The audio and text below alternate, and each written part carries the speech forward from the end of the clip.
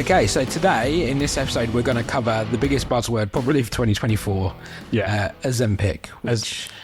The skinny jab, as I like to call it. The skinny jab. But before we get into it, I just want to say, me and Mark are doing this podcast. We are just two people who have lost weight. There's no business behind what we're doing.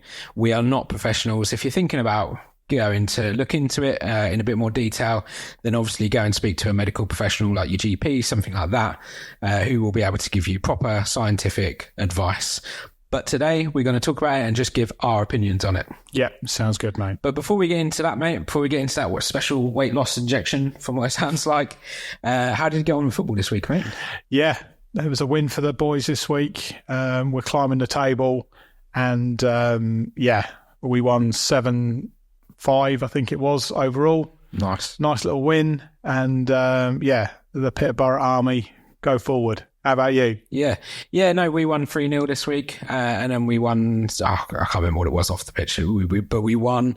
Really good, mate. We got a new goalkeeper as well, who looks like he's going to be, he's an 11-a-side goalkeeper. He looks immense. And a couple of new players come in, which is always good. He's not as good as me, though, is he? Let's be honest. Mate, how can I put this diplomatically? He is a lot better. Mate, he's next level. Like Kingy, who used to be our goalkeeper, he was very good. I think this is... We're very lucky because goalkeepers in Man v Fat are like gold dust. They are hard to come by. Yeah. And that's one thing I like about being a goalkeeper, if I'm honest, mate, is I get to play the full game. If you're an outfield player, then sometimes your time, you've got to come off for substitutes and that, and so everyone gets a fair bit of time. But as a goalkeeper, you're pretty much nailed on for the whole game. So it's what I like about it anyway. The other thing I'm excited to say is that we've now teamed up with Man v Fat. Man v Fat is a big part of this podcast. If you want to join Man v Fat, then as you go through that process on their website, which I think is manvfat.org, then go through when you get to the basket to sign up, you can then enter Big Fellas as the promo code, and that will reduce your joining fee from £10 to £1. So well worth doing. We thoroughly recommend Man v Fat. We play, it's a big part of our podcast. So check it out and come and join and let us know what you think. Sign up for £1. It's a bargain, mate. Yeah. Why wouldn't you? I mean, it's got to be worth a try. But yeah, like I said, we love it. It's the most fun we have on a Monday night. And like I said, that initial outlay of just £1, why the hell not? Why wouldn't you? Yeah, but let's get on to Ozempic. Yeah, so it is 2024. This is the biggest buzzword in the weight loss industry, and we wouldn't be doing our jobs properly if we don't talk about it. So we've both been watching a couple of documentaries. There's a great video out there. I think, is it James Smith PT? I think his name is James. Yes, that's right, James Smith. Fantastic. Where he's taken it for 2 weeks and reviewed it, and he gives his honest thoughts. But we've also seen some TV documentaries. I saw Piers Morgan have a few experts on it and talking about it. There's been a documentary on ITV. I mean, you don't need to be tuning into this to hear it for the first time. I'm sure you've heard Ozempic is everywhere at the moment. Yeah. Maybe not just the name Ozempic. There's, like I said, from what I understand, it's just a trade name. Semaglutide is the active ingredient, and then there's other brands or other trade names going around. Wegovy, I think, is one of them. Mounjaro, I've heard that one. So let's just start at the beginning. Let's break it down. So Ozempic, my understanding, Ozempic was created to help people with type 2 diabetes, to reduce their appetite and to help them lose weight, which ultimately goes on to have health. To regulate their blood sugar. Yeah. Yes. Yeah. So, and as almost like a side effect of that, is to lose weight. Yeah. But so you're not snacking as much, you're not as hungry, and the way I understand it works is it essentially changes your hormones, which tell you you're hungry to tell you you're not hungry, therefore you eat less and lose more weight. Yeah. But Ozempic is very much the prescription element for type 2 diabetics, but then is it Wegovy is like now considered a weight loss drug? That's my understanding, yeah. And so that's then come out, as has Mounjaro. Yeah, and so it's all come about, and it's all still very new. And since starting this podcast, my social media ads have been dominated by skinny jabs, be it Wegovy, be it Monjaro, from different online pharmacists and different sources. It's everywhere. And I guess if you're spending a bit of time thinking and researching weight loss, you're probably seeing it on your own social media ads at the moment. But it amazes me, mate, because I heard a statistic that something like 16 million people in the UK are classified as obese, right? It's mad, isn't it? So yeah, we know that the BMI scale is a bit dated. I don't think it's the be all and end all, but what it is a scale to tell you how healthy you are in terms of your weight, right? Yeah. So 16 million people, there's 65 million people in the UK? Around that, yeah. I think the numbers in the US are even higher when it comes to obesity. I think it's widely seen as probably the biggest medical problem going forward. The other thing that I find absolutely shocking is that in the 70s, the obesity rates were so much lower. Yeah. And we were talking about this earlier, and the way that we feel is that we live in this ultra processed society, right? Where science is trying to get you to eat more and to be almost unhealthier. And we feel that this weight loss drug is a counterbalance to that. This is almost a different science now fighting that. Yeah. So it's a game changer, or certainly that's the word that's being flung around by a lot of people that are on it and taking it, that this has completely changed the rule book entirely. And so, yeah, it's like I said, let's strip it down to what it is. It's, from what I understand, it's an injection that you take once a week, and that kills your appetite. You don't eat as much, you don't feel hungry. When you do eat, you don't eat as much. You can't physically eat it. The ingredient, or the active ingredient, semaglutide, it replicates the hormone GLP-1, which is your ability to feel full and feel satisfied when you eat. So it replicates that and it enhances it, and so you're then not feeling as hungry, you won't eat as much, and so then naturally you begin to lose weight. So on the face of it, it sounds like an absolute game changer. It sounds like the magic bullet that we've been looking for all this time, but I don't think it's easy just to sort of say, there you go, run away with it. I think if there's something you're looking at doing, of course, seek sort of medical help, speak to a medical professional and hear it and understand, is this right for you? One thing that we do talk about on the Big Fellas podcast is that everyone's weight loss journey is different. Everyone's way of losing weight has been different. Nobody's really sort of done it in the exact same way. And so this is another tool. And yeah, it may not be right for you. And so let's just see what else is out there.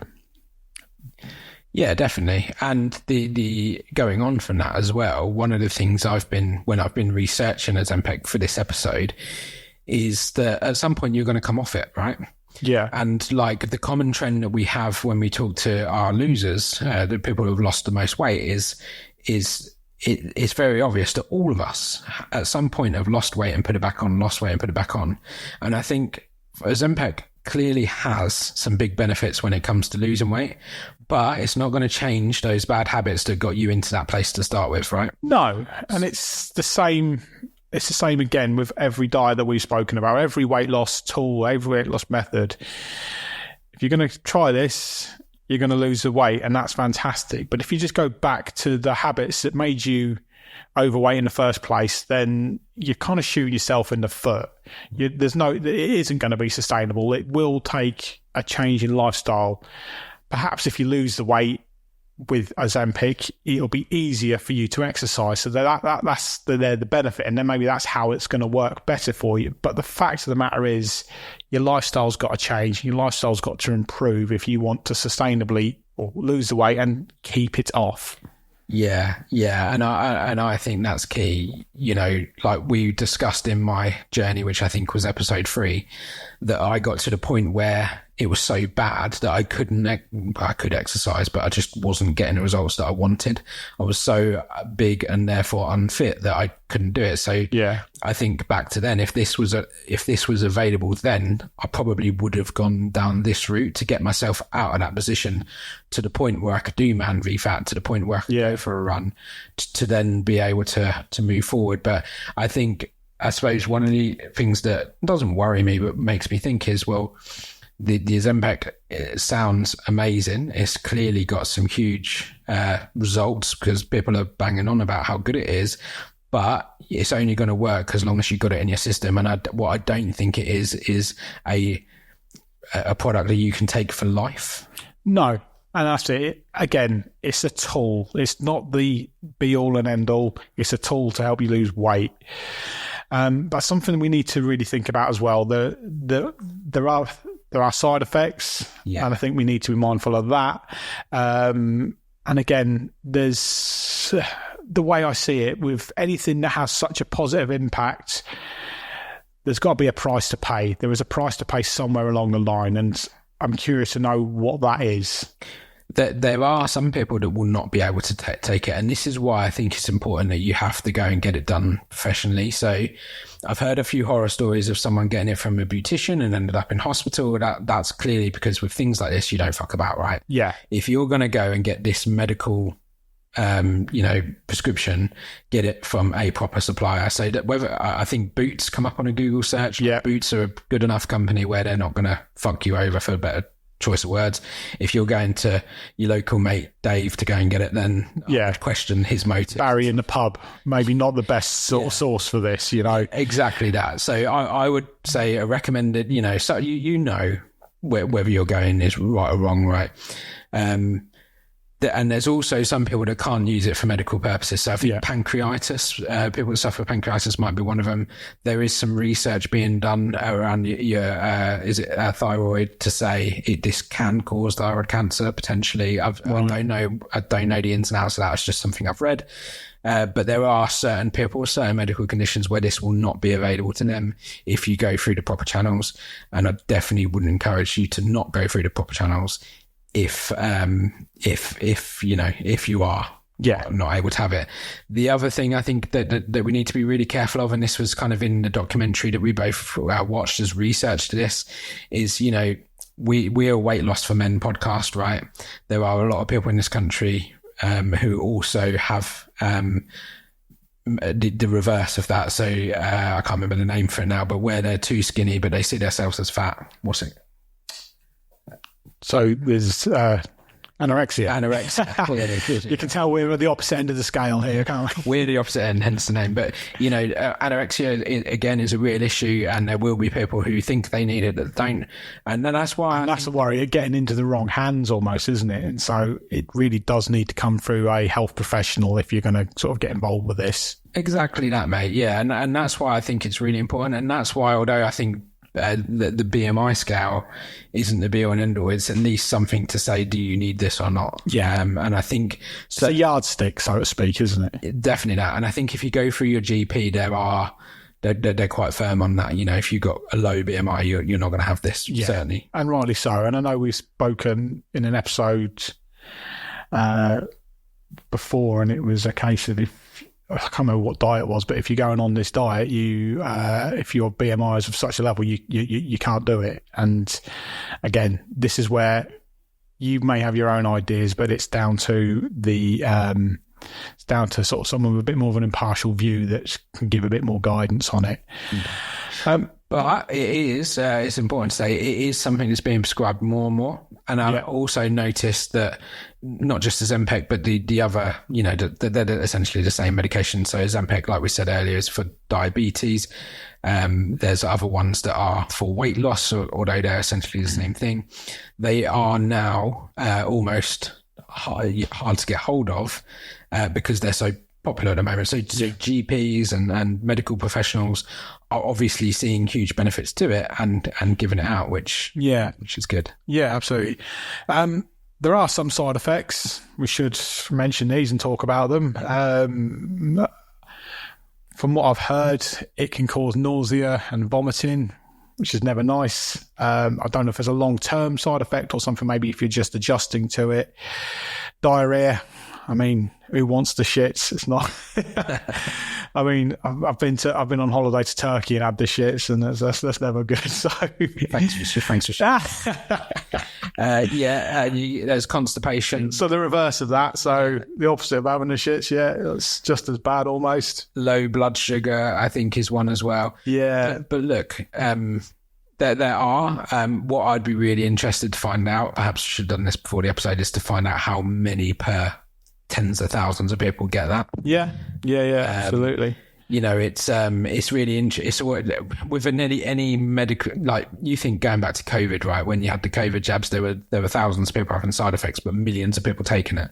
Yeah, it's one of them things, isn't it? Yeah, if you're changing your hormones in your body, there's going to be a downside and an effect to that. Yeah. That said, and this is only anecdotally, I've got a few friends that are on it at the moment, and those that I've spoken to, they've not had any major side effect to it. I think one of them said that he felt a bit nauseous in that first week, but he just said he rode it out and carried on, stuck with it, and then after that first week it was fine. Which, when you say it, it's not different to me than when I went on the Cambridge weight plan. That first week I felt a bit lightheaded, I felt almost a little bit dizzy almost, but once I'd got past that, I got into a rhythm, I felt fine. It was just really that first week and your body's just adjusting. And so side effects happen, and it's something to be mindful of. But yeah, something to consider if this is what you want to do. Definitely. And I think it's, again, important to keep in touch with medical professionals if you are experiencing side effects, just to make sure there's nothing more sinister going on. But yeah, mate, at the end of the day, look, if you have a diet and you've been eating that diet for 2 years, then you all of a sudden change it, I'm sure there could be, potential side effects to that. Like, yeah, it kind of is what it is. And I think that brings us quite nicely on, because I think it's really important to talk about Ozempic, like I've sort of briefly mentioned earlier. At some point you're going to have to come off this, and I think it's really important that when you're using this Ozempic, that you try and change your lifestyle. And so I can't, and you don't need me or Darren to tell you that if you start taking Ozempic and then you just reduce what you eat, but you're still eating the same shit, so okay, you're on Ozempic, but then you're only eating a double cheeseburger from McDonald's rather than a Big Mac. I mean, that's not healthy. I mean, you're still going to have to eat healthy food, and I understand it should make that easier for you, because you're not probably desiring food so much. It's you're in a mindset where you know you need to eat for fuel rather than you're eating for pleasure. It kind of takes the pleasure out of it, I guess, is my understanding. Yeah. Like even at my biggest, mate, if I'd have gone out for a big meal and I felt stuffed, I wouldn't want to eat again. And I kind of, having never used Ozempic, that's kind of what I imagine. You don't have that maybe uncomfortable feeling that you've eaten too much, but that thought of I just don't really want food at the moment is how I reckon it. Yeah. And there's one of my mates who's on it told me it just clears all that food noise, that feeling of, like, for me, if I'm going to fill up the car with petrol and then I'd naturally just pick up a chocolate bar or a pork pie or something, I guess it just takes that out of your thinking, which, and that's how he said it is a game changer. Yeah, but I think it's important, like we're saying, to use the time that you're on as Ozempic or the equivalent to start trying to introduce a balanced diet, to try and do regular exercise as you're losing that weight. To try and manage any mental health, stress sort of problems that you might have, so you can get down to the core issues. It's a time to sort of readdress your lifestyle, I guess, and it's in a position where you're not feeling hungry, so you're then leaning over for the biscuit tin or raiding the fridge or cracking open another bag of crisps or something.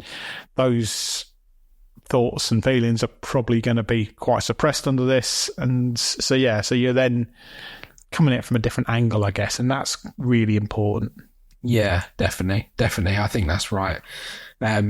But like we were saying, it is another tool. If you're in a situation where you want to sort of get that on and actually taking those cravings of food away, I imagine will help us all to manage those bad habits, because I do think a lot of our bad eating could well be habit. Yeah. So this will definitely help break that. You'd have, let's say you have a year on it, then that's a year about breaking habits, which means that when you do come off, you hopefully be well placed to continue those changes. 100%. I think sort of looking forward on this, like I said, we're no experts. We're trying our best to sort of make that point here. But we are keen to speak to people that have lost weight using Ozempic or Wegovy or Mounjaro. So if you're out there and you've lost some weight and you're happy to share your story, please get in touch. We'd love to hear from it. And like I said, it's 2024. Ozempic is the biggest buzzword in the weight loss industry. We will be doing more content and more episodes on Ozempic, and as it changes, and I've heard sort of we're not far off having it as a tablet in the not too distant future. It'll be consumed as a tablet. I know there's a patent on it, and when that expires, which I think is in the next couple of years, the cost of it will come down significantly, and things will change then. Even now, though, it's not hugely expensive. So it's about 110, 120 quid a month in the UK. I think you're right. I think it's a lot more expensive in America. So if our friends over the pond are listening... just on that. So a lot of the insurance companies are saying it's not covered in insurance in the United States because being overweight is essentially a lifestyle choice, which I think is a bit shitty, but that is kind of the way they're taken. So you have to almost go privately. And I think you're right. I think thousands of dollars you'll be looking at. In the UK, we're looking at about £120, say. That might be a little 120 to 150, I've heard, but yeah. But the flip side to that, right? If you imagine that you and your missus are on this, so all right, let's say £250 a month ish is what you're paying. I reckon you'd save that on your food shop. Of course you will, yeah. And especially when you take out the takeaways that you won't be having. Yeah. It kind of does become, from a financial perspective, a little bit of a no-brainer. Yeah, certainly the net spend won't be anywhere near as high as what you first fear. Yeah. And I know when I did my Cambridge weight plan, it was a similar thing that I worked out that, I was spending money on that, but I wasn't spending money on beers. I wasn't spending money on takeaways. I wasn't spending money on meal deals and Greggs when I'm out on the road at work and that. There may be a bit of investment, but still it's an investment, isn't it? If you're investing in your health and you want to lose weight, then it's worthwhile. And then when you also compare, like I see on the research that, how they do this scientific research, they give so many placebos, and then the results were quite remarkable. About 15% of body weight, I think, was on average that people lost on Ozempic. And what they were quite keen to say was, well, actually the people who had a balanced, healthy diet with Ozempic were the ones who were losing the most. So again, I hate to say it, but Ozempic is literally just making you less hungry. And that's why actually I think this is a very similar thing to gastric surgery, in the sense that gastric surgery just makes you less hungry. That's essentially what it does. That's the whole point of it. You'll eat less, therefore you'll lose weight. I think Ozempic has a very different way to go about it, but the same effects. But it's still important to have that healthy diet as well. Yeah. I think the important thing is what we've just said. We've got to remember it's a tool. It's not the be-all and end-all. It's not the final result. It's a tool. It's a tool that's brand new. It's exciting, and everyone's talking about it. And yes, it is here to stay. I can't see this going away anytime soon, but it is just a tool to help you lose the weight. It's not going to help you live a healthier, happier life long term. But if you're a 25 stone guy and it's struggling to find a way out, maybe this is this is what you need to get yourself on that path. Yeah, I think that sums it up nicely, mate. So, like Mark's already said, let us know what you think about Ozempic and the other brands that are out there, this magic weight loss drug. If you're taking it, we'd love to have you onto the podcast. If you work in that field, if you're a pharmacist or something like that with a good understanding of it, again, please do. We'd love to hear from you. But in the meantime, don't forget to like and subscribe to the podcast on your podcast provider. If you found this episode helpful, then let us know, Mark or Darren, on any of our social media. And leave us a review if you think it's been helpful. Thanks for listening, and we'll see you soon. See you soon, guys.